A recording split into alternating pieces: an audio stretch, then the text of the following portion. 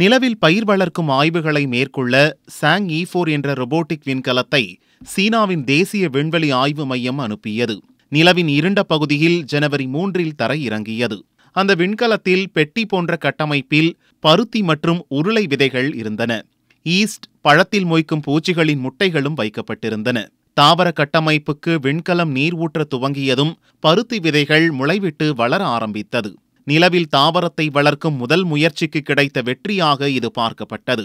விண்வெளி ஆய்வில் ஈடுபடும் வீரர்கள் உணவு தேவையை பூர்த்தி செய்ய பூமிக்கு குறிப்பிட்ட காலத்துக்குள் திரும்பி வர வேண்டிய தேவை இனி இருக்காது. தங்களது உணவை விண்வெளியிலேயே அறுவடை செய்ய முடியும் என்ற நம்பிக்கையை பருத்திச் செடி அளித்தது. சீன விஞ்ஞானிகளின் சந்தோஷம் 2 நாட்களிலேயே முடிவுக்கு வந்தது. முளைவிட்ட பருத்தி நாற்றுகள் செத்துப் போயின. நிலவின் மேற்புறத்தில் 62 டிகிரி ஃபாரன்ஹீட்டாக வெப்பநிலை குறைந்ததால் கடும் குளிரில் பருத்தி விதைகள் பட்டுப்போனதாக விஞ்ஞானிகள் தெரிவித்தனர். நிலவில் தட்பவெப்பநிலையை கதகதப்பாக பேணும் தொழில்நுட்பம் விண்கலத்தில் இல்லை.